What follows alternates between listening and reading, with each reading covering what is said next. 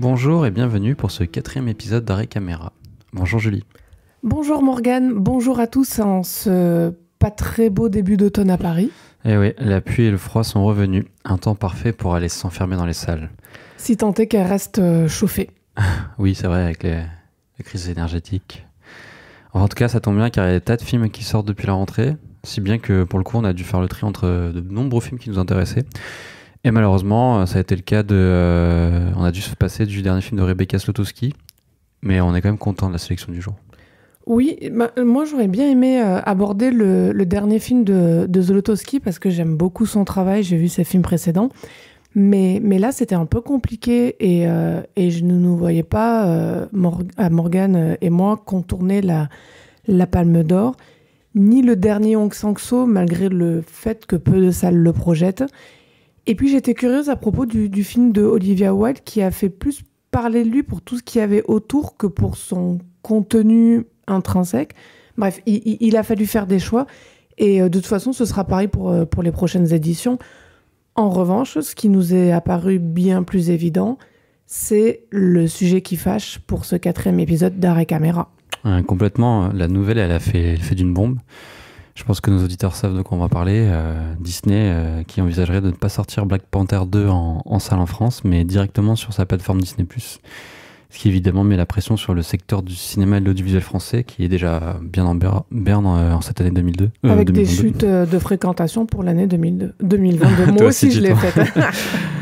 Non, mais du coup, pour expliciter le Free Discord, donc la chronologie des médias, c'est toujours le sujet brûlant, encore et encore. Et Disney qui s'estime lésé alors qu'il ne s'était pas montré très conciliant déjà lors des précédentes négociations qui ont lieu en début d'année. Oui, c'était en février 2022, j'y suis arrivée cette fois. Et il me semble bien qu'il n'avait pas signé les négociations pour la chronologie des médias. Et donc dans les médias et sur les réseaux sociaux, les gens se sont écharpés entre les pro-Disney et les pro-chronologie des médias, alors même que la plupart des gens ne savent pas concrètement ce que c'est et ce qu'ils s'en fichent aussi du coup. Oui, je pense que la plupart des gens ne savent pas ce que c'est la chronologie des médias et n'en ont rien à faire. Mais bon, je pense que s'il y a des gens qui écoutent Arrêt Caméra, c'est peut-être qu'ils s'intéressent au cinéma. Ouais. Enfin, en tout cas, je pense qu'on peut, sans plus attendre, lancer notre sujet qui fâche.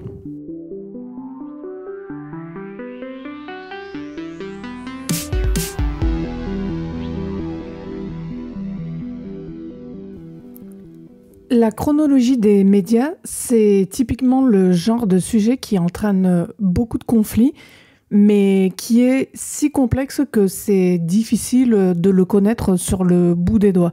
D'ailleurs, en guise de préambule, on va prévenir nos auditeurs. Toi, Morgane, comme moi, on ne le connaît pas sur le bout des doigts, le sujet. Non, bien sûr.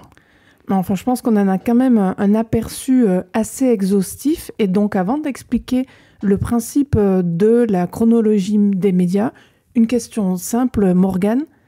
Est-ce que tu es pour ou contre la chronologie des médias ? Je vais dire que je suis évidemment pour la chronologie des médias. Je ne suis pas contre l'idée qu'elle soit revue, ce qui a déjà été le cas en début d'année 2022, mais je ne suis pas pour sa suppression. Tout simplement parce que c'est elle qui permet un équilibre des puissances entre les salles de cinéma, les chaînes de télévision, les éditeurs de support, que ce soit physique, DVD, Blu-ray, et les plateformes VOD et SVOD. Il faut d'ailleurs spécifier que ce n'est pas unique à la France, la chronologie des médias. Oui, il y en a un peu partout dans le monde. Il y a des pays qui en ont des chronologies des médias et des pays qui en ont pas. Oui, et d'ailleurs, même aux États-Unis, il y a une chronologie des médias. Ah bon ? Eh oui, on va en parler un peu plus tard. La seule différence, c'est qu'en France, la réglementation, elle est nationale. Et peut-être plus poussée en France que pour les pays que tu viens juste de citer. C'est ça. Concrètement, la chronologie des médias, ça signifie que pour un film, donc on prend un cas général, Il existe en France une temporalité qui concerne la disponibilité et la visibilité du film. Donc on va prendre un cas classique. Un film, il sort au cinéma, puis il sort en DVD et ou en Blu-ray. Il va ensuite être diffusé par exemple sur Canal+ ou sur OCS, puis sur des plateformes de streaming comme Netflix, Disney+, etc. Puis éventuellement sur des chaînes publiques comme Arte, France TV, TF1, enfin, et passons. Et à quoi ça sert, en fait, de faire tout ça? Ça sert, on va dire, à deux choses. D'abord, faire vivre le film et finalement, quelque part, nourrir ce qu'on appelle l'exception culturelle française. Donc, en faisant vivre le film, qu'est-ce qu'on fait? On le rend visible partout et presque tout le temps. Et ensuite, faire vivre aussi tout le monde autour du film, c'est-à-dire ceux qui l'ont fait, ceux qui ont participé à ce qu'il soit fait, donc ceux qui ont injecté de l'argent pour qu'il soit fait, ceux qui vont qui vont le sortir sur DVD, ceux qui vont le diffuser, etc. Que ces gens-là soient, quand je dis gens, on va dire plutôt organisation, soit des agents économiques, publics ou privés. Bref, tout ça, ce passage au cinéma, en DVD, sur des chaînes, sur des plateformes, etc., c'est ce qu'on appelle la chronologie des médias. Oui, voilà, donc en fait, c'est une logique de concurrence qui est saine et qui est vertueuse et qui permet notamment au cinéma de survivre en France, en comparaison surtout à ce qu'il subit ailleurs, en fait. Pour être encore plus concret, la chronologie des médias s'établit comme telle depuis février 2022, donc depuis la renégociation. Donc un film sort au cinéma et il est visible exclusivement en salle pendant 4 mois. 4 mois maximum. Voilà. Et au bout du 4e mois, il devient disponible en DVD, Blu-ray ou en VOD. Puis 2 mois après, donc 6 mois après la sortie salle, Canal+ et OCS peuvent le diffuser. Les 2 chaînes payantes bénéficient d'une exclusivité qui va durer 9 mois. Qui va durer jusqu'à 9 mois, c'est ça? Non, qui va durer 9 mois. Qui va durer 9 mois. Avant que le film, du coup, quitte cette exclusivité et devient exploitable sur Netflix, soit 15 mois après la sortie salle. C'est pour ça que je dis 9 mois, parce que du 6e mois au 15e mois, ça fait 9 mois. D'accord. Et ensuite, c'est un peu compliqué. Pour les autres plateformes SVOD, donc comme Disney+, Prime Video ou Apple TV+, il faut attendre le 17e mois. Soit 2 mois de plus que pour Netflix. Pourquoi, rapidement, Netflix c'est 15 mois et les autres plateformes 17 mois? Netflix a accepté de payer, je sais quoi, c'est 4%, c'est ça? D'injecter... Voilà, 4%, ça représente, je sais plus, 30 millions d'euros, je crois, dans la production française, un truc comme ça. Parce que n'ont pas accepté les 3 autres services, qui d'ailleurs, certains n'étaient pas présents du tout dans la négociation. Et donc 22 mois après la sortie en salle du film, ce sont cette fois aux chaînes de télévision publiques telles que TF1, France TV, M6 ou Arte d'exploiter le film exclusivement jusqu'au 36e mois. En fait, du coup, si on comprend bien, il y a un passage de relais à chaque fois. Donc tu peux nous dire qu'est-ce qui pose problème avec cette nouvelle refonte de la chronologie des médias, s'il te plaît, Julie? Ouais, donc il faut savoir, comme tu l'as dit, Morgane, qu'elle a été modifiée en février 2022. Alors, très exactement, on va rentrer un peu dans la complexité législative. Ça a été renégocié fin janvier 2022. Et en fait, on donne la date par abus de langage de février 2022 parce que l'accord de la chronologie des médias a été, à ce moment-là, a bénéficié d'un arrêté du ministère de la Culture. Ce qui fait que, par exemple, Disney, pour Disney+, qui n'a pas voulu signer l'accord négocié de la chronologie des médias, ça s'applique quand même pour eux, parce qu'il y a ce fameux arrêté du ministère de la Culture. Donc, concrètement, si vous avez bien suivi, ça veut dire quoi? Que Disney, il n'a pas le choix. Donc, après, Disney, il fait quoi? Disney, si la société veut rentrer dans l'illégalité, c'est assez risqué péril. À mon avis, ils ne le feront pas. Il n'y a aucun intérêt à ce qu'une entreprise comme Disney ne suive pas la loi d'un pays dans lequel ils officient. Et donc, pourquoi Disney, en fait, ils n'aiment pas la chronologie des médias? C'est pas qu'ils n'aiment pas le cinéma. Enfin, quoique, on se pose la question parfois en voyant la tête de certains films Marvel. Mais ni parce que Disney n'aime pas la télé ou les DVD, mais c'est juste que Disney n'aime pas la chronologie des médias parce que Disney aimerait faire ce qu'il veut pour pouvoir engranger toujours plus d'argent, comme n'importe quelle entreprise. Et la chronologie des médias en France empêche par ailleurs qu'une entreprise comme Disney ait une situation de monopole et fasse autant d'argent qu'il le voudrait sans suffisamment en rendre à la France. Et pourtant, Disney ou les autres plateformes, donc en dehors de Netflix, se retrouvent avec une position bien plus avantageuse qu'auparavant. Pour rappel, avant, c'était 36 mois qu'il fallait attendre pour ces plateformes. Et aujourd'hui, donc, on est arrivé à 17, voire moins que pour les chaînes de télévision françaises publiques. Toutefois, ils se sont d'ailleurs plaintes récemment dans une tribune au Monde que désormais les plateformes privées de SVOD comme Disney étaient avantagées par rapport à elles, alors qu'elles mettaient moins d'argent dans le cinéma français. C'est ça, tu fais bien de le rappeler. Donc toutefois, elles n'ont l'exclusivité d'exploitation des films que pour 5 mois, donc entre le 17e et le 22e mois.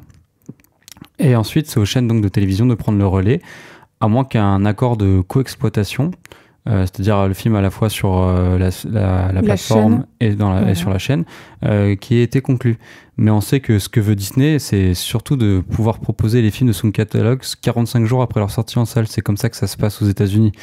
Et du coup, l'idée, c'est d'avoir l'exclusivité du film quand il est sur Disney+, et qu'il n'a pas sur une chaîne française en même temps pour qu'on paie pour le voir sur leur plateforme. C'est ça, pour que le public donc ne zappe pas à la télé pour voir le film gratuitement, mais plutôt qu'il paie pour le voir sur Disney+. D'autant plus que Disney a annoncé récemment qu'ils allaient augmenter leur abonnement. Donc on comprend qu'il y a une logique pécuniaire qui est importante pour eux. Après c'est logique, c'est une major, mais voilà. C'est pour cela d'ailleurs qu'ils ont annulé la sortie salle de leur film d'animation Avalonia. Et aujourd'hui, ils menacent de faire pareil avec le blockbuster de fin d'année Black Panther 2, qui a créé un émoi total sur... Au passage, Avalonia, personne n'en a parlé. Enfin, le film n'est pas sorti en salle de cinéma. On demande dans la rue aux gens qui connaissent Disney, est-ce que vous avez entendu parler du film Avalonia ? Personne n'en a entendu parler. Enfin, c'est bien la preuve qu'un film qui ne sort pas au cinéma n'a pas non plus forcément une existence aussi conséquente que si on l'avait vu sur des grands écrans. C'est ça. Le fait que Black Panther, le premier, soit sorti au cinéma, que ça a été un phénomène, ça a plus d'impact qu'un Avalonia qui sort sur Disney+. C'est ça. Donc difficile actuellement de juger du sérieux de la menace quand on sait que le premier épisode de Black Panther avait réuni plus de 3,6 millions de spectateurs en salle en France.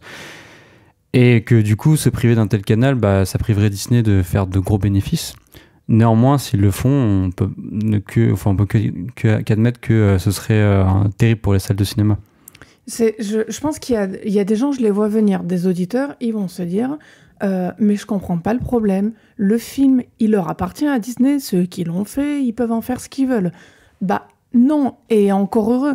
Enfin, dans tout pays qui ait une démocratie qui se respecte, il y a des lois qui sont certes pas parfaites, qui peuvent être modifiées, qui peuvent être changées, mais ce sont des lois qui visent à faire en sorte que des entreprises ne soient pas des monopoles. Et une entreprise ne peut pas faire ce qu'elle veut tout le temps. C'est pas parce que c'est Disney et que Disney a, on va dire, une apparence, j'ouvre bien sûr des guillemets, une apparence cool. C'est pas parce que c'est une entreprise qui fait des films que des gens aiment que Disney aurait le droit de tout faire. À partir du moment où Disney veut montrer ses films sur le territoire français, ils doivent se plier aux règles en vigueur dans ce pays. Ce sont d'ailleurs Disney pas les seuls à ne pas être contents. On en a parlé tout à l'heure. Les chaînes françaises TF1, M6, France 2, France 3, Arte, etc. ne sont pas contentes non plus. Elles investissent bien plus dans le cinéma français que les plateformes privées et payantes. Par exemple, je cite un rapport du CNC, c'est celui de 2021 pour ça. 144 millions d'euros investis par les chaînes de télé françaises dans 126 films pour donc 2021. Disney, Netflix et consorts, je cite toujours la Tribune du Monde, c'est apparemment bien en dessous de la moitié de ce montant, donc bien en dessous des fameux 144 millions d'euros. Ouais, quoi qu'il en soit, Disney a d'une certaine façon déjà gagné, puisque lors du 77e congrès de la Fédération nationale des cinémas français, la ministre de la Culture, Rima Abdul-Malak, annonçait que les négociations sur la chronologie devaient reprendre, car elle estime qu'il ne faut pas Donc je la cite, « Attendre 3 ans pour renouveler cet accord ». La date du 4 octobre a d'ailleurs été fixée pour la reprise des discussions. C'est-à-dire ça fait même pas un an, donc février 2022, que les nouvelles règles sont en vigueur, que là, au 4 octobre, on parle déjà de nouvelles discussions. Ouais, et d'autant plus qu'on s'attend cette fois à ce que la nouvelle mouture de la chronologie des médias soit davantage bénéfique à Disney. Au mieux, on peut s'attendre à ce que Disney+ passe à la même fenêtre de diffusion que Netflix et puisse par exemple obtenir la co-exclusivité d'exploitation des films que le studio a produits, même lorsque les chaînes de télévision publiques sont censées prendre le relais. La ministre a en tout cas annoncé sa volonté d'aider le secteur des salles. On espère que cette nouvelle négociation ne leur feront pas défaut car on a vraiment besoin de cette exception culturelle. On a ici donné avec Morgane les grandes lignes de ce qu'est la chronologie des médias ainsi que ses enjeux, en dehors du fait que c'est un feuilleton qui n'est pas près de se terminer, je crois. Non. Il y a bien évidemment après des exceptions car le diable est dans les détails. Enfin, là on a donné les grands principes, mais les règles de la chronologie des médias changent par exemple pour la sortie en DVD qui est raccourcie si le film fait moins de 100 000 entrées en salle. Et j'en passe. Tout ça est complexe pour le public, pour nous aussi, mais ne vous inquiétez pas, de toute façon les plateformes elles ont assez d'argent pour rémunérer des juristes qui les aideront à trouver les failles leur permettant d'engranger le plus d'argent possible. En attendant de savoir à quelle sauce le cinéma sera mangé, on va justement parler des 3 films que nous avons sélectionnés pour Arrêt Caméra sur la quinzaine écoulée.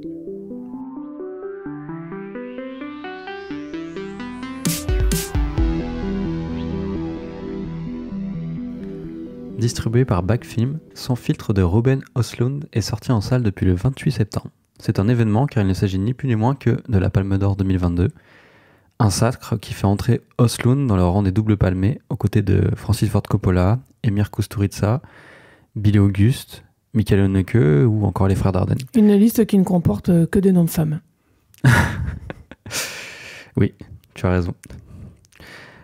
Comme pour The Square en 2017, Sans filtre ne fait pas l'unanimité, le réalisateur suédois étant le partisan d'un cinéma aigre, moqueur et cynique, considéré comme le génial portraitiste de notre époque par les uns, ou conspué et relégué au rang d'arnaque pour les autres. Ruben Östlund ne laisse en tout cas pas indifférent. De quoi parle Sans filtre, Julie ? Alors, Sans filtre se divise, on peut dire, en 3 parties, avec des personnages qu'on retrouve à chaque fois, principalement Yaya, dont l'actrice est décédée il y a peu, et Karl.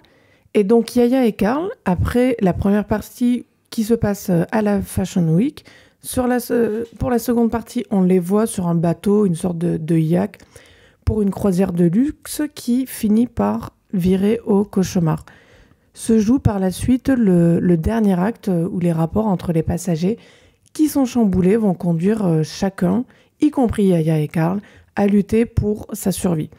Un sacré programme, le tout en 2h30. Qui est la durée minimale pour un film à Cannes pour qu'il ait un prix. Je me dis qu'à ce rythme-là, on va se retrouver avec des films de 4 heures en salle et plus personne ne trouvera ça extraordinaire. Oui, et puis au moins on trouvera quel est le problème principal de l'absence des spectateurs en salle. Bon, revenons sur le film. Donc après la société suédoise et le milieu de l'art contemporain dans The Square, Östlund s'attaque cette fois aux influenceurs et aux ultra-riches. On comprend vite pourquoi le film il a tapé dans l'œil du jury de Vincent Lindon au dernier festival de Cannes. Sans filtre, il s'empare de sujets, de personnages de notre temps et il en montre toute la futilité lors des 2 premières parties du film. Et dans le dernier acte, il rabat toutes les cartes et il plonge les survivants en tout cas du naufrage du bateau de la croisière de luxe sur une île déserte façon Koh-Lanta. Et qu'on retrouve à la fois les riches pensionnaires et les petites mains. Et les rapports vont s'inverser. Il y a une femme de ménage qui va devenir la chef désignée du groupe des survivants, car c'est la seule à savoir faire un feu, à pêcher. Oui, et ça permet aussi à Östlund, quelque part, de faire un discours sur, un peu à l'emporte-pièce, sur les riches, au final, en plein dénuement, ne savent pas faire grand-chose de leurs mains. Oui, tout à fait. Il en rigane beaucoup là-dessus. Et du coup, le personnage de la petite main, comme je disais, la femme de ménage, ou même Dame Pipi, en fait, elle va jouir de ce nouveau pouvoir et se mue en mini-dictateur qui se révèle en fait plus détestable, limite, que les riches que Östlund s'amuse à déglinguer. Et là, malheureusement, Sans filtre, il se prend dans les pieds du cynisme qu'on connaît à l'auteur, qui est un peu énervant, quoi. Je sais pas si ce personnage-là de la femme de ménage est plus détestable que les riches qui sont quand même montrés en train de dégobiller partout, y compris sur eux-mêmes.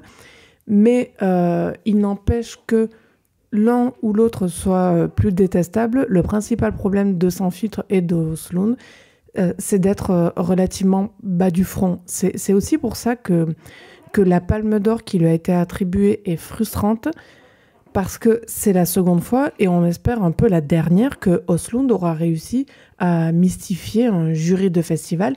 Et là, le jury cannois. Pas plus tard qu'aujourd'hui, je lisais un article avec Östlund sur Le Monde, qui expliquait qu'en fait, Östlund, quasiment depuis le début où il s'est mis à faire des films, son objectif, c'est Cannes. C'est-à-dire qu'il a tout fait pour que ces films soient d'abord en compétition principale et pour essayer de décrocher la Palme d'Or. Le fait qu'il en ait eu deux, c'est peut-être un hasard dans la mesure où rien ne prédestine personne à avoir deux Palmes d'Or, mais dans la manière dont il a réussi à les gagner, tous ces efforts en fait ont convergé vers ça. Quand on lit l'article, c'est absolument évident que ce sont des films qu'il a fabriqués uniquement dans cet objectif-là, et sans spécialement penser à un quelconque public. Donc là, en l'occurrence pour Sans filtre, je peux pas m'empêcher de me dire qu'il a obtenu la récompense suprême en dehors de ses efforts, parce que de tous les films que j'ai vus de l'édition de Cannes 2022, c'était le seul film un peu rigolo de la sélection, notamment grâce à sa séquence qui se voulait jouissive de justement tous les passagers ultra riches qui sont endimanchés et qui se mettent à vomir dans tous les sens à cause du bateau qui est en train progressivement de tanguer puis de rendre la main. Ouais, c'est effectivement pour moi, et j'ai l'impression pour toi, le moment grandiose du film, du moins en tout cas, un moment où Östlund se laisse aller à la farce pure, quoi. Oui, et puis le public réagit d'ailleurs pas mal. Quand on était dans la salle et qu'on a vu, tout le monde rigolait à gorge déployée. Oui, voilà. Donc du coup, on quitte un peu les ricanements pour aller dans le vrai rire, quoi. Et le cinéaste qui apparemment cherchait à mettre mal à l'aise, notamment, je pense à une scène de dîner mondain où le couple Yaya et Karl se disputent pour savoir qui va payer la note. Ici, c'est complètement burlesque et grotesque, quoi. Et bien qu'il cherche à humilier les riches, donc il y a du vomi, de la merde, des citations de Marx qui sont vociférées dans un haut-parleur, il le fait ici dans un esprit plus punk et décalé et jubilatoire que ces petites piques un peu grossières qu'il y a dans son cinéma habituel. Et qui traîne en longueur, voilà. Très souvent, trop souvent même. Oui, de toute façon, c'est un cinéaste du malaise, alors que là, je trouve que c'est plus le malaise, là, c'est complètement le délire, quoi, la foire, quoi. Du malaise, justement, pour reparler des doubles palmés, comme les canards, j'ai envie de dire. C'est dans la lignée, en fait, de ce que faisait un peu Haneke au niveau du malaise. Oui, c'est ça. C'est un peu son maître à penser. Il est dans la lignée pure, quoi. Et donc, à mes yeux, Sans filtre, moi, je pense qu'il aurait dû s'arrêter sur cette séquence et se conclure à la limite avec un petit épilogue. Ça n'aurait pas mérité la Palme d'Or, bien sûr, mais ça aurait fait au moins une comédie de bonne qualité avant que tout ne s'effondre dans la dernière partie qui est assez longue. Certes, c'est un peu surprenant ce que je vais dire, mais je pense être moins sévère que toi, Morgane, sur le film, notamment sur sa première partie. Et je pense que contrairement à beaucoup de gens qui l'ont vu et ou qui vont le voir, c'est la première partie, en fait, ça reste ma préférée malgré ces longueurs qui sont pâteuses entre dans les échanges entre Yaya et Karl. C'est à la mode en ce moment au cinéma et en littérature de chercher à parler des influenceurs, des réseaux sociaux. En règle générale, c'est le sujet qui fascine ces dernières années. Et je trouve que beaucoup tombent à côté de la plaque là-dessus. Et la satire, de ce côté, elle m'intéresse plus parce qu'elle est trop rarement réussie. Et là, je trouve qu'elle est plus intéressante parce qu'il réussit quelque chose qui d'habitude échoue, là où, ce qui réussit au niveau des ultra-riches et des vieux, des satires sur les ultra-riches et des vieux, on en a vu des tas, il y en a plein qui ont été réussis, enfin, c'est quasi, j'ai envie de dire, aussi vieux que l'existence du cinéma. Et donc là, il y a tout un laïus dans l'ouverture de Sans filtre sur la beauté, le rapport au corps, le rapport à la publicité, à la marque, que j'ai trouvé juste, sans être méchante non plus, pour ceux qui le subissent et qui sont en première ligne, les mannequins qui sont chosifiés et réduits à leur seule enveloppe corporelle. Enfin, le problème d'Östlund, de toute façon, pour moi, il est clair. C'est pas un mauvais réalisateur, c'est juste que je trouve qu'il reçoit trop de louanges et de récompenses par rapport à ce qu'il est en mesure de fabriquer. Et là, c'est le cas pour Sans filtre. C'était aussi le cas pour sa précédente Palme d'Or, The Square. Et je suis pas sûre qu'il ait encore quoi que ce soit à dire de véritablement marquant après ce dernier film-là. Ouais, c'est ça. En fait, j'ai l'impression qu'on voit déjà les limites de son cinéma. Et je trouve ça alarmant pour un super auteur qui reçoit tous les grands prix. Moi, j'ai détesté The Square. Et donc, j'ai préféré Sans filtre. Et auparavant, il y a eu Snow Therapy qui m'avait mis mal à l'aise de manière un peu plus fine que ces films suivants. Le problème, c'est que la formule d'Östlund, elle est reproductible à l'excès, en fait. Tu vois, il change le décor, la nature des protagonistes. On passe je sais plus, dans The Square, c'était C'était l'art contemporain, c'était aussi des ultra riches et des bourgeois, mais dans l'art contemporain, il y avait la fameuse scène de l'homme singe. Oui, non, mais c'est ça, mais le personnage, c'était un directeur de musée, quoi, c'était ça. Oui, c'est ça, oui, c'était un conservateur, je pense. Voilà, donc il a juste à changer un peu la nature des protagonistes et si possible, en plus, en collant une lubie à la mode, ce qui paraît être une chose géniale, mais comme tu dis, c'est pas le seul à le faire. Donc, non, c'est un film concept déclinable à l'envie. Oui, voilà, c'est ça. Et voilà, après, le film, c'est l'humiliation de ces personnages. Donc, pour moi, il n'y a rien de subversif dans ce cinéma. Hein. C'est surtout de l'EHPAD bourgeois. Et d'ailleurs, on voit que ça fonctionne, parce que les jurys cannois sont principalement des bourgeois.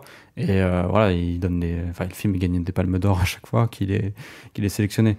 Donc, si, à la limite, Östlund, il était un grand metteur en scène, mais ce n'est pas le cas. Pour moi, ça reste un fervent adepte de l'école de Michael Haneke. Alors, il y en a qui trouvent que c'est un grand cinéaste, mais c'est toujours un peu la même chose. C'est plan fixe, austère, avec une distance, comme si on observait des rats de laboratoire qui s'entretuent derrière une vitre. C'est un peu épuisant, quoi, la langue. Et ce côté rat de laboratoire, c'est encore une fois le fait d'insister très longtemps sur des moments qui intéressent que celui qui les montre pour les faire durer interminablement. Alors ça va plaire à certains, et notamment à des critiques, qui vont voir là effectivement de la mise en scène ou quoi que ce soit, mais pour moi, cet étirement, c'est pas de la mise en scène, c'est quelque chose c'est un procédé qui est poussif. Et c'est d'ailleurs à cause de ça que le film, en fait, il dure 2h30. Parce que si on n'avait pas ces scènes inutilement étirées, on aurait réduit le film mais largement d'une demi-heure. Donc après la fameuse séquence grotesque qui vomit à 360 degrés, on a l'impression qu'on a vu tout le film et on est là, c'est plié, on va sortir de la salle. Mais non, il y a Östlund qui dit... ne partez pas, il force à rester dans son siège pour un spectacle qui se prolonge inutilement et qui, à mon avis, le dessert, parce que je trouvais que son film, qui se concentrait sur la critique des influenceurs et puis des ultra-riches, se tenait déjà très bien, sans avoir besoin d'une partie où chacun est renvoyé dos à dos et qui, finalement, ne veut absolument rien dire du tout. J'ai jamais entendu, d'ailleurs, par rapport à ça, une seule personne dire très sincèrement j'adore le cinéma de Ruben Östlund. Personne ne dit ça. Enfin, à croire que ça existe tout simplement pas, alors que, mine de rien, le réalisateur suédois commence à en avoir fait des films. Ouais, et puis je crois, hélas, qu'on est parti pour voir Östlund continuer à truster les hautes sphères du cinéma d'auteur mondial, à l'image de ce qu'on peut voir avec les Dardenne, qui, dès qu'ils sortent un film, il est à Cannes en compétition, puis il gagne un prix. Enfin voilà, quoi, c'est un peu usant. Je garderai au moins de Sans filtre son personnage de capitaine de bateau de croisière de luxe marxiste et alcoolique qui m'a fait rappeler, joué par Woody Harrelson, qui m'a fait rappeler le capitaine Haddock. C'est peut-être même limite la meilleure interprétation du personnage au cinéma, en dehors des adaptations de Tintin, bien sûr. Là on va heureusement sortir de la déprime avec le film suivant, Juste sous vos yeux, de Hong Sang-soo, qui est, je crois, le premier film que tu apprécies réellement de la part du cinéaste sud-coréen. Alors, non, le film de Hong Sang-soo au sujet duquel j'étais le plus enthousiaste jusqu'à présent, C'est La Romancière, mais comme il sort pas avant début 2023, il me semble que c'est février, Morgane. Oui, le 15 février. Le 15 février, tu connais même la date exacte. Tu es un véritable fan de Hong Sang-soo. Et donc, juste sous vos yeux, de toute façon, c'était bien quand même, donc ça colle aussi. Distribué par Capricci, juste sous vos yeux du réalisateur coréen Hong Sang-soo, a été... D'ailleurs, c'est Hong Sang-soo ou Soo? Il me semble qu'en coréen, on dit So. So, allez, c'est parti pour So. Donc, juste sous vos yeux du réalisateur coréen Hong Sang-soo, a été sélectionné au Festival de Cannes à Cannes Première, soit, si j'ai bien compris, c'est en hors compétition. C'est ça. En dehors de Cannes, juste sous vos yeux, a été plébiscité notamment par les cahiers du cinéma et par la presse en règle générale. Il a un peu plus de 4 de moyenne sur Allociné, ce qui est plutôt exceptionnel. Quelle précision. Mais le film n'a gagné aucune récompense, contrairement aux autres productions de Hong Sang-soo, qui repartent toujours avec un petit quelque chose depuis 3 ans environ. Ouais, c'est un peu devenu un running gag à Berlin. Il est toujours nommé, il gagne toujours un prix. Toujours pas l'Ours d'Or, mais le film précédent, donc enfin celui qui était précédemment nommé, a gagné le deuxième prix, quoi, le grand prix, quoi, l'Ours d'Argent. Bah, on le lui souhaite pour la suite. Il faut aussi préciser que Juste sous vos yeux est visible dans une 40aine de salles en France.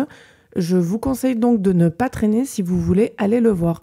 Morgane, de quoi le film parle-t-il ?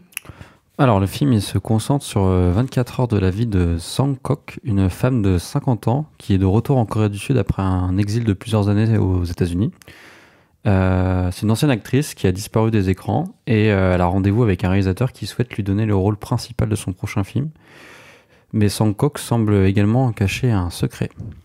C'est le 5e film que je vois de Hong Sang-soo.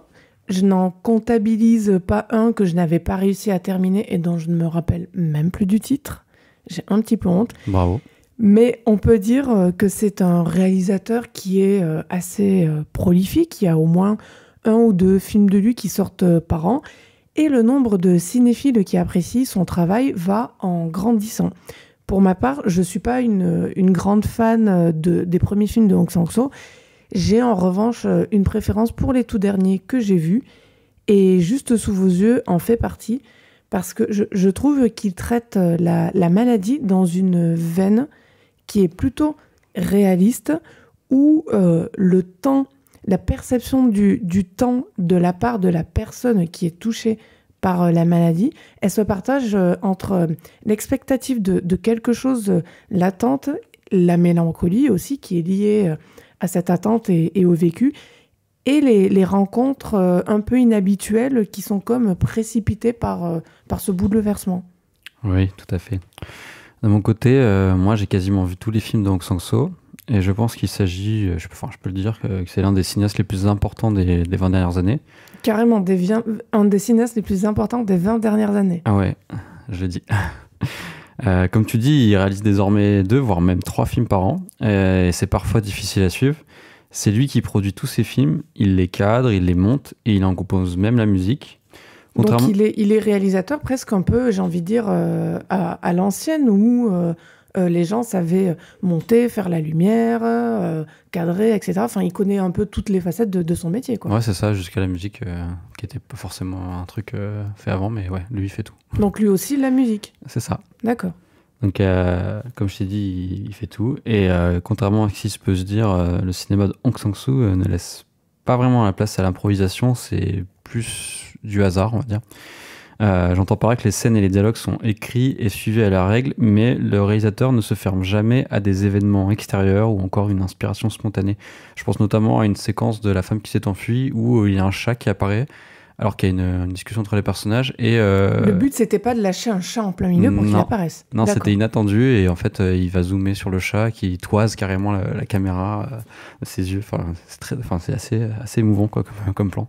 Donc, en revenant à nos moutons, donc son cinéma, il s'affine de film en film et juste sous vos yeux, il poursuit la veine mélancolique qu'il a entamée avec Hotel by the River il y a 3 ans. Avec cette fois un récit qui se fait de plus en plus linéaire et moins elliptique. C'est vrai que c'est pas un cinéma de ce que j'en ai vu qui joue particulièrement, je trouve, sur la forme, que ce soit en matière de temporalité ou d'effet. C'est-à-dire qu'il n'y a pas là, effectivement, de grosses ellipses. Il y a quelque chose qui me fait toujours rire un peu affectueusement chez Hong Sang-soo, c'est son image numérique qui est de mauvaise qualité, et ça se voit encore plus quand c'est en couleur. Fait rare chez lui, la plupart de ses films sont en noir et blanc, non, Morgan? En fait, il y a une sorte une fois aussi de gimmick où on remarque qu'il y a un film d'Hong Sang-soo en noir et blanc, un film en couleur, un film d'Hong Sang-soo en noir et blanc. Ah d'accord, c'est à peu près 1 sur 2. Sauf que, bon là, apparemment, il a brisé parce qu'il ressort un film en noir et blanc après La Romancière. Donc, Oui, donc la règle ne marche pas, c'est pas la peine de prendre des paris. Mais du coup, on me dirait que Hong Sang-soo, il filmerait avec une webcam. Perso, je le croirais. Enfin, blague à part, on va pas voir. Moi, je trouve qu'on va pas voir un Hong Sang-soo pour des raisons esthétiques. Je parle que d'image, que personne ne s'énerve. Mais plus pour faire simple sur ce qu'il a à raconter sur la vie, parce que c'est finalement ça, pour moi, ce qui reste de ces films. Là, justement, sur la maladie dans Juste sous vos yeux, il en fait à la fois un événement qui change le rapport à l'objet, l'environnement, le monde, les autres, mais qui en même temps ne modifie rien du point de vue de l'entourage et des autres personnages qui connaissent le personnage principal. Et donc forcément, ils tombent des nues quand ils en font la découverte. Ouais, c'est marrant, moi, ce que tu dis. Je trouve que Hong Sang-soo est au contraire un grand formaliste. Je sais que certains auditeurs vont relayer, mais pour moi, il n'y a aucun réalisateur qui aborde l'image numérique aussi frontalement que lui. On sait tous que le numérique, c'est moins beau, c'est moins reluisant que la pellicule. Alors après, c'est une affaire de goût, mais disons que sûrement de goût et de moyens aussi, mais en l'occurrence, allez, on va dire oui. Mais Hong Sang-soo, lui, il ne masque pas la pureté propre à l'image, l'impureté propre à l'image numérique. Je crois que c'est le seul cinéaste au monde à ne pas avoir de directeur photo. Je sais qu'il y a des cinéastes qui font leurs propres photos, mais je parle au sens vraiment le rôle de directeur photo, parce que pour le coup, Hong Sang-soo, il n'y a pas de travail de directeur photo en fait. Et ça participe de son style qui est un cinéma du dénuement. Comme le noir et blanc par exemple qu'il utilise souvent, il ne fait pas il en fait pas un maniérisme ou un délire un peu nostalgique comme on a pu voir chez je pense à l'année dernière aux Olympiades de Jacques Audiard. Tu sens que c'est vraiment un pur côté vintage quoi qu'il veut donner à son film. Et même juste en dehors de l'intention, mais le noir et blanc en vrai, sans parler d'aspect nostalgique ou d'aspect travaillé, etc. Je vois bien en fait le cheminement, c'est que quand on n'a pas forcément de moyens pour filmer, pour faire un film, et qu'on filme au numérique, et que du coup, ce qu'on utilise comme matériel numérique n'est pas de grande qualité, en fait, c'est toujours mieux de passer en noir et blanc, parce que ça traitera toujours mieux les lumières qu'en faisant en couleur. Oui, c'est cache-misère. Mais pour la couleur, parce qu'il y a de la couleur dans ce film, oui. Ici, ça a aussi un intérêt. Donc, tu vois, les couleurs dans Juste sous vos yeux, elles sont criardes, elles sont brutes. Il y a même un côté presque pictural, je trouve, par moment. C'est très Velvia comme oui, c'est ça. Comme le film, il est très coloré, en fait. Et Velvia, c'est un filtre, c'est ça Oui, Velvia, en fait, c'est une pellicule, très exactement, en photo, et qui a un rendu de couleurs très vives, qui n'est absolument pas à la mode aujourd'hui. C'est même considéré comme un peu has-been. Oui, c'est vrai que ça donne un cachet un peu... trop, t'as l'impression que ça date quoi, une image un peu datée, donc il y a un côté très coloré et il en tire une sorte de grain numérique par la pixelisation en fait, parce que ça n'a pas de grain l'image numérique, et ce réel il est montré donc frontalement, comme l'indique le titre original du film, in front of your face, ouais. Qui veut dire en face de ton visage, quoi, devant ton visage, et sans artifice, du coup, ce réel, qui épouse, du coup, la philosophie de vie nouvelle que veut l'héroïne. C'est fondamentalement ce qui m'a raccroché à Juste sous vos yeux.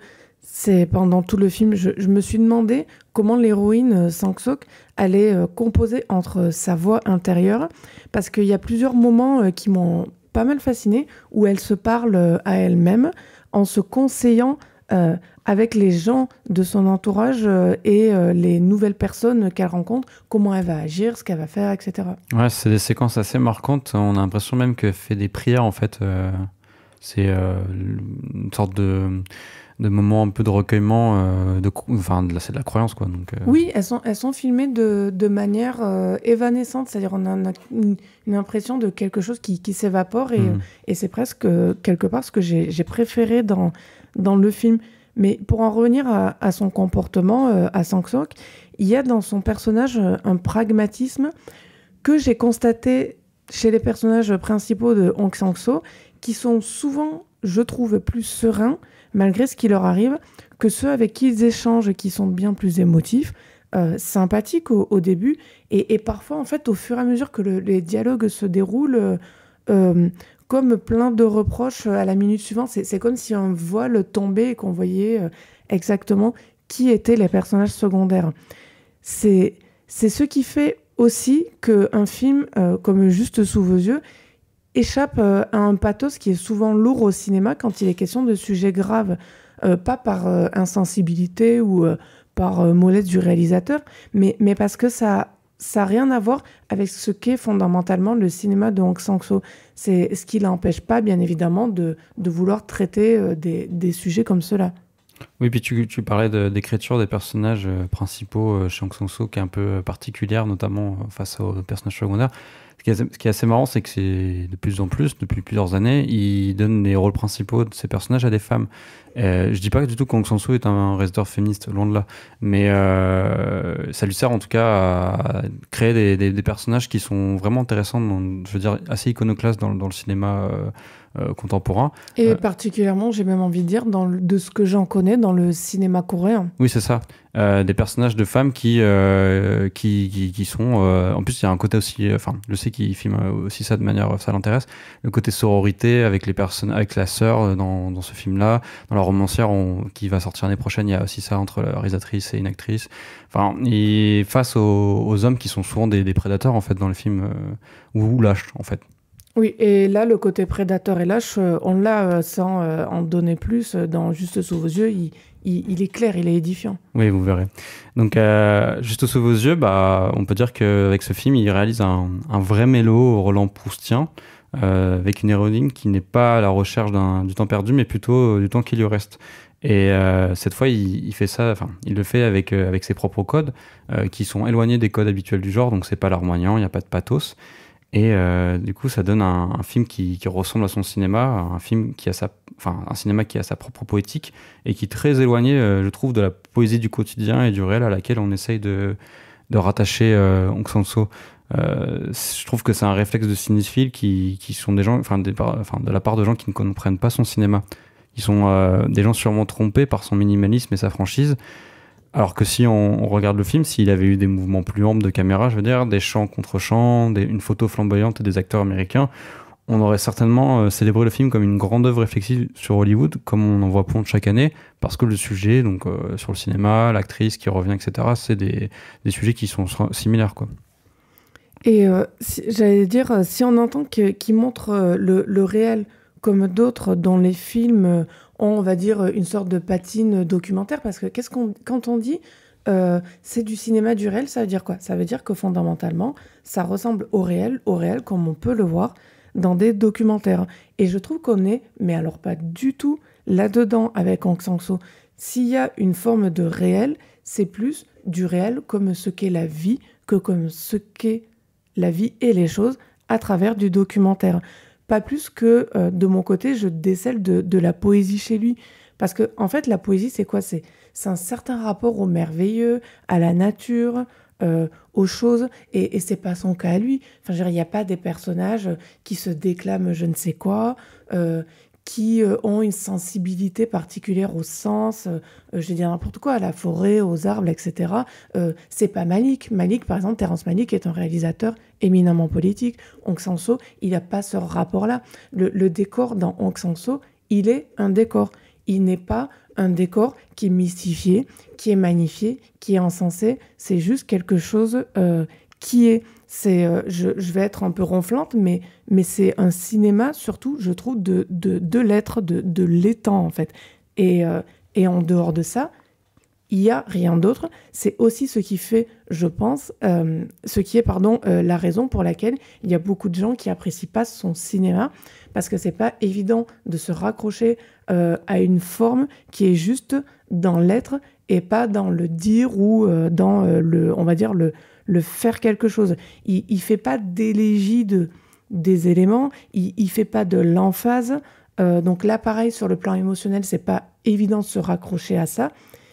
Et j'allais dire, à propos d'emphase, ça a justement absolument rien à voir avec le dernier film dont on va parler pour les sorties cinéma de cette quinzaine, à savoir Don't Worry Darling.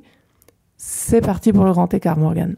On est effectivement à des années-lumière du cinéma de Hong Sang-soo avec Don't Worry Darling, second long-métrage de l'actrice Olivia Wilde. Actrice et réalisatrice, du coup. Oui, excuse-moi, c'était juste pour préciser qu'elle était actrice avant, mais tu as raison, actrice et réalisatrice. Une production de la Warner sortie le 21 septembre dans nos salles. Un film qui a été d'ailleurs plus, comme tu l'as dit en introduction de l'émission, qui a été plus commenté pour des raisons qui tiennent de la presse people qu'en tant qu'objet cinématographique. Une situation qui a notamment culminé lors de l'avant-première du film hors compétition à la dernière Mostra de Venise, qui a fourni des trucs, des délires risibles sur Internet, des mèmes, des choses comme ça. Enfin bon, peux-tu nous parler de l'intrigue du film, Julie ?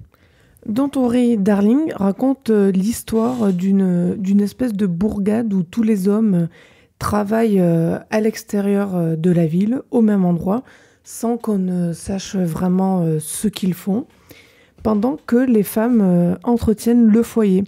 Chaque couple est composé d'individus qui sont tous beaux. Ils vivent dans des maisons toutes blanches, avec des pelouses bien rasées, parfaites, des mômes adorables, et avec tous les services à proximité dont on rêverait, piscine, shopping, etc. Sauf qu'une femme commence à troubler la tranquillité de ce paradis humain en affirmant qu'il est factice et qu'ils sont tous manipulés dans un lieu où on leur ment et qui a priori n'existerait pas. Moi, je n'ai pas vu le premier film d'Olivia Wilde. C'est ton cas, Julie ? Non, pas vu non plus. Bon voilà, je sais qu'il a connu pas mal de louanges à sa sortie, donc je vais pas pouvoir juger totalement des qualités de réalisatrice de Olivia Wilde, mais Don't Worry Darling est une catastrophe sur presque tous les plans.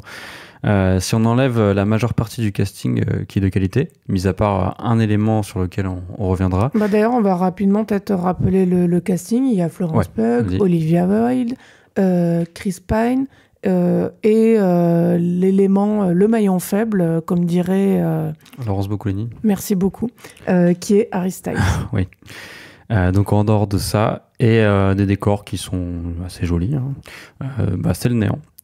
C'est simple, le film il ressemble à un patchwork mal fichu de ce qui s'est fait depuis 40 ans dans le thriller paranoïaque à tendance horrifique. Et en sortant de la séance, on se demande s'il y a un pilote dans l'avion ou plutôt une cinéaste derrière la caméra. Je suis assez friande de mon côté des films avec un point de vue féminin qui sont hérités de tout un pas de la littérature anglo-saxonne notamment. Donc ça parle de problèmes de couple, il y a parfois un petit côté mystérieux, thriller. Et pour ces raisons, je l'attendais beaucoup dans Don't Worry Darling, parce que j'étais curieuse de voir ce que Olivia Wilde allait faire de cette histoire qui appartient au genre de la science-fiction, mais dans une veine moins spectaculaire que l'on a l'habitude de voir au cinéma pour tout ce qui est science-fiction. C'est-à-dire là, on est plus dans un versant, on va dire, psychologique. C'est ça. Et le résultat, oui, je te rejoins, Morgane, il est totalement décevant. Enfin, la ville, elle est sympathique avec son aspect carton-pâte volontaire qui me rappelle un peu une série qui était par contre un chef-d'œuvre, le fameux Village dans la série Le Prisonnier. Ouais. Incroyable. Incroyable série que je recommande. Une des seules séries que je suis capable de recommander. C'est rare, oui. Julie qui recommande une série. Et après, les acteurs jouent bien dans Don't Worry Darling. Enfin, bon, pas Harry Styles. Mais lui, c'est vraiment la pire catastrophe en termes d'acting de toute l'année 2022 au cinéma. Il faut pas tirer sur les ambulances, mais là, on voit bien... En fait, le souci, il vient à la fois de lui, de ce qu'il est capable de donner, c'est-à-dire 3 expressions faciales pendant 2 heures de film. Mais son inexpérience, à la limite, elle aurait pu être compensée par la direction d'acteur, sauf qu'il n'y en a absolument pas. Et ça se voit dans les cadrages des scènes où ils sont plusieurs, il y a toujours ce pauvre Harry Styles qu'on a envie de prendre dans ses bras, parce qu'on dirait qu'il ne sait pas quoi faire et il a la bouche demi-ouverte et il a l'air terrifié d'être là, le pauvre garçon. Enfin, je ne peux pas m'empêcher de me dire que Olivia Wilde, elle a mis plus d'énergie dans son rôle dans le film qu'à la réalisation. Ouais, et puis j'ai pas envie de jeter uniquement la pierre sur Harry Styles, parce que, effectivement, comme tu as dit, c'est un acteur, enfin, c'est un chanteur à la base, donc c'est pas un acteur. Si encore le film il avait quelque chose à montrer, où il réussissait à raconter une bonne histoire. Le concept de la réalité illusoire, elle est certes éculée, mais ça peut donner lieu à, fonction des idées derrière les films, à des cadres d'histoires angoissantes, terrifiantes. Enfin, tu vois ce que je veux dire, c'est pas forcément parce qu'on fait un sujet maintes fois revu que ça sera forcément nul. Oui, ça dépend toujours de ce qu'on a à dire, Oui. à faire avec, de ce qu'on peut montrer. Et là, ici, Olivia Wilde, elle semble passionnée par le motif circulaire de l'œil, de l'iris, qui est démultiplié à foison, notamment par l'architecture de la ville.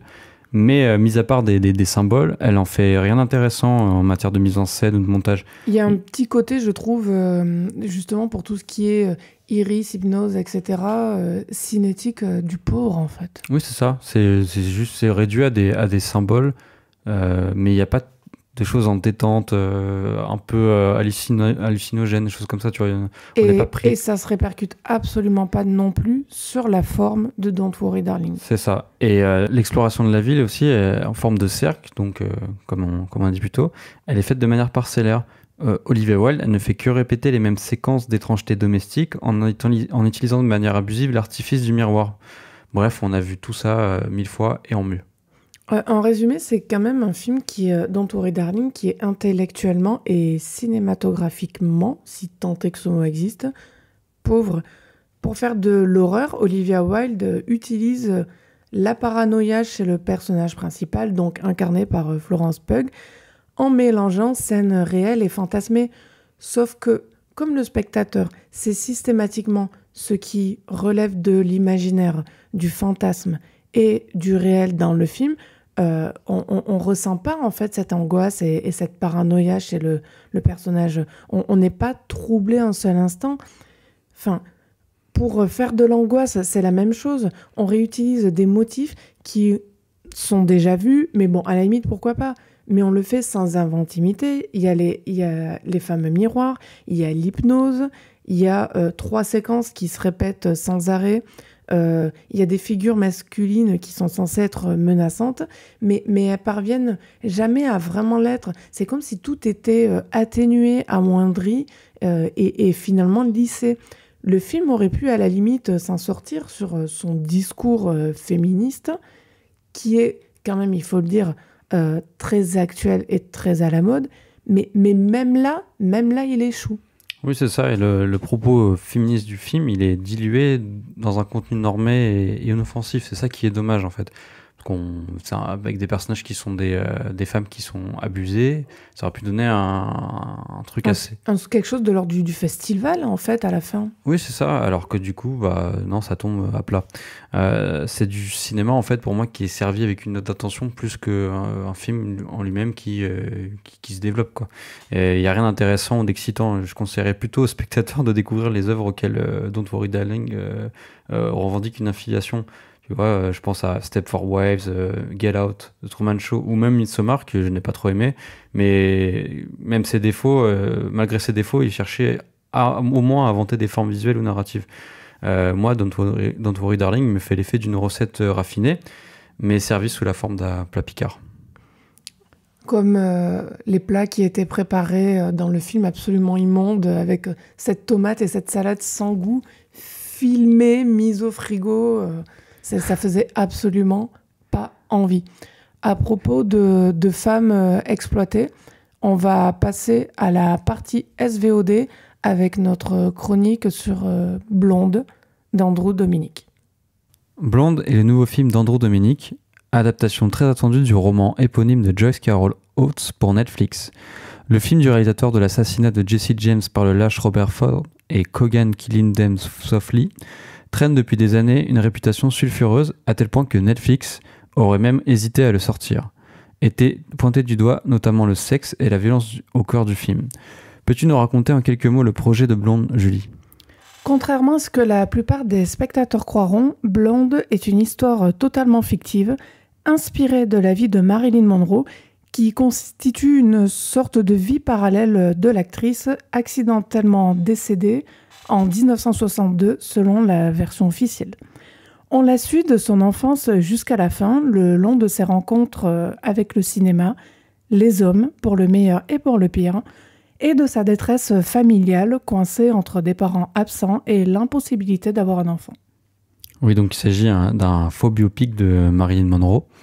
Moi, je n'ai pas lu le livre, mais Blonde est conçu comme une succession de scénettes situées à différentes périodes de la vie de l'actrice, où on voit Marilyn face à des hommes. Seule exception, donc le prologue centré sur Norma Jean enfant.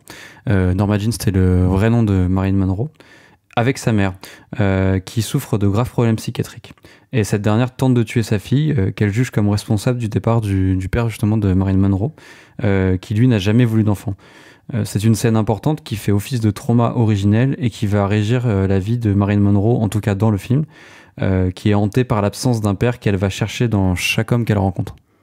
Toute adaptation de la vie d'un personnage célèbre est une fiction, même en cherchant à coller le plus possible aux faits.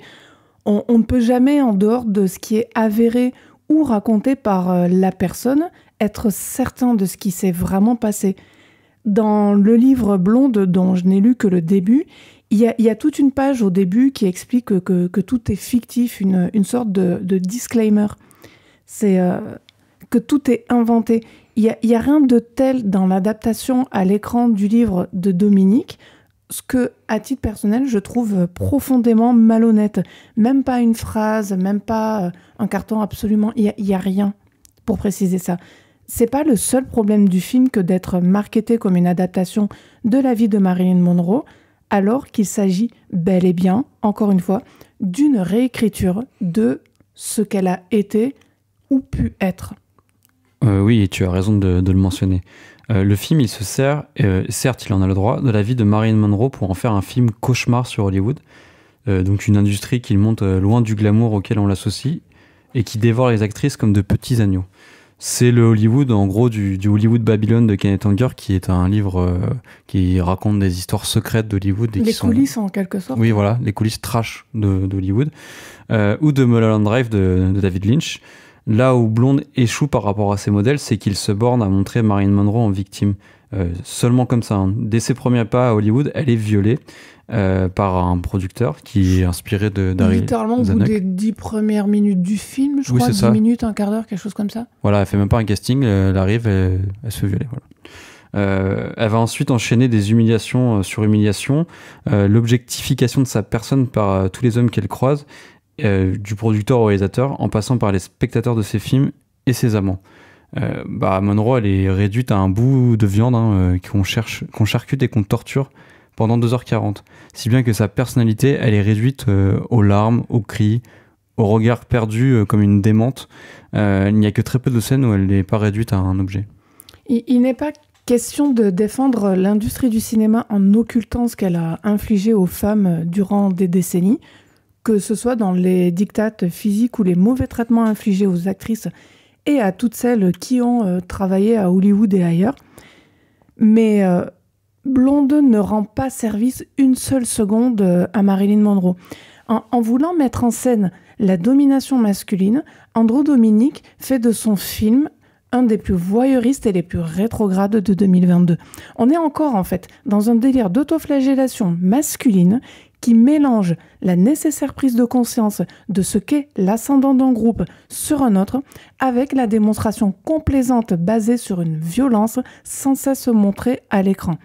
Une femme, c'est pas qu'un bout de viande. Et ce n'est pas parce que les hommes l'ont considérée comme telle qu'il faut répéter leurs discours et leurs actes comme si nous, d'ailleurs spectateurs, on était trop bêtes pour comprendre. C'est se fourvoyer que de croire qu'on peut faire un bon film en étant trash pour la bonne cause. La bonne cause, c'est de faire des personnages féminins différents, qu'ils soient bons, qu'ils soient mauvais, peu importe, mais de leur rendre leur complexité et donc de leur rendre quoi ? De leur rendre leur humanité, leur individualité. La Marilyn Monroe de blonde, c'est qu'une poupée de chiffon qui subit, qui pleure, qui rit, et pas à cause des hommes, mais à cause de ce que le réalisateur en a fait dans son mauvais film. Oui, je suis complètement d'accord. Et on peut pas justifier tout ça au nom du synchro-saint film d'horreur qui est souvent brandi par rapport à ce film-là. Pour justifier toutes les choses aberrantes et absurdes qui s'y passent. C'est ça, on te dit ah mais non, mais c'est un film d'horreur. Alors oui, Blonde, il enchaîne les horreurs, hein, si bien qu'on pourrait être tenté de le définir comme un film du genre.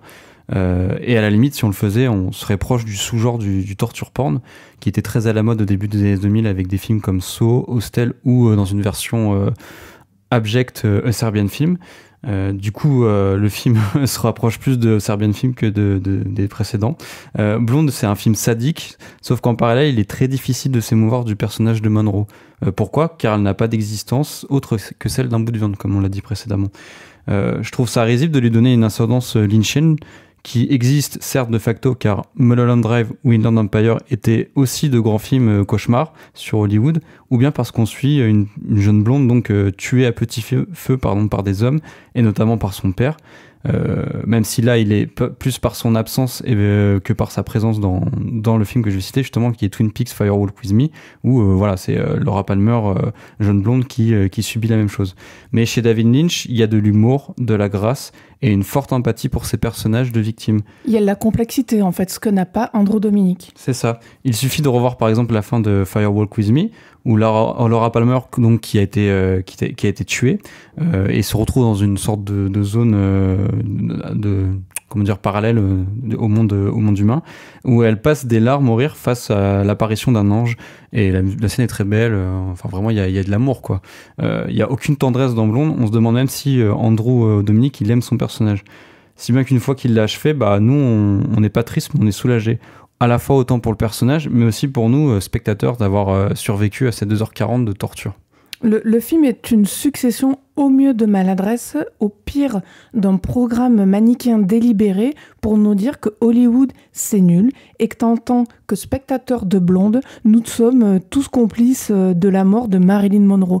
Il y a quelque chose là de l'happening tel qu'on peut le voir dans les œuvres d'art contemporain médiocre, où on est participant à un dispositif qui nous prend complètement en otage. Anna de Armas, qui est très investie dans son rôle et qui est très bien d'ailleurs, je pense qu'on s'accorde là-dessus, toi et moi Morgane. Oui, complètement. Elle sauve pas le film du désastre, pas plus qu'elle ne parvient à susciter l'empathie.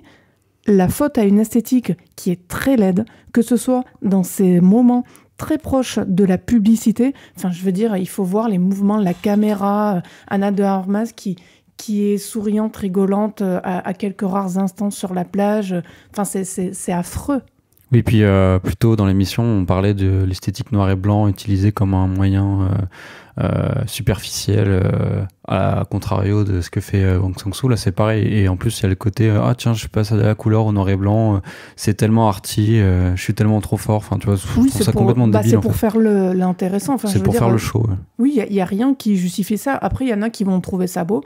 Non, enfin, objectivement... Moi, ça m'a agacé au bout de 30 minutes, quoi. C'est effectivement, quand on est au 10e changement de noir et blanc de couleur, on en a un petit peu assez. Et dans la laideur aussi, il faut parler de ces images de synthèse horribles, de fœtus qui parlent, dignes des meilleurs spots de groupes anti-avortement aux États-Unis.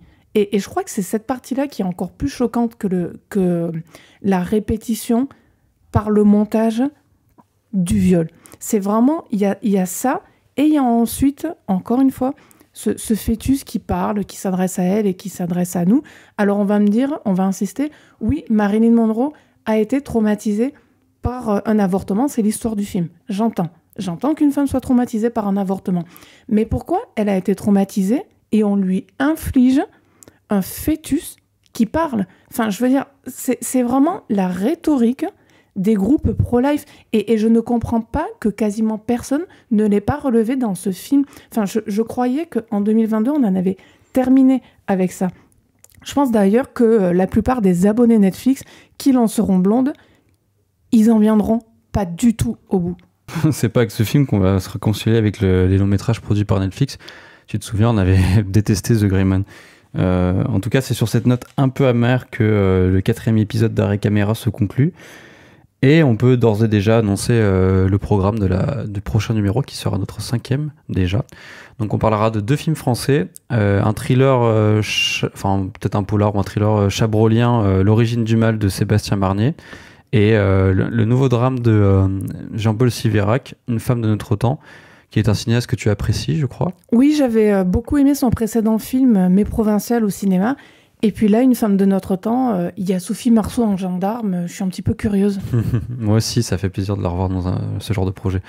Et ensuite, on pensait embrayer sur 2 films d'horreur, mais j'ai appris il y a quelques secondes que finalement le deuxième ne sera pas disponible au moment de sa sortie. Donc c'était Hellraiser pour la session VOD SVOD, le remake de David Bruckner pour Hulu, mais malheureusement il ne sera pas dispo en même temps en France sur Disney+.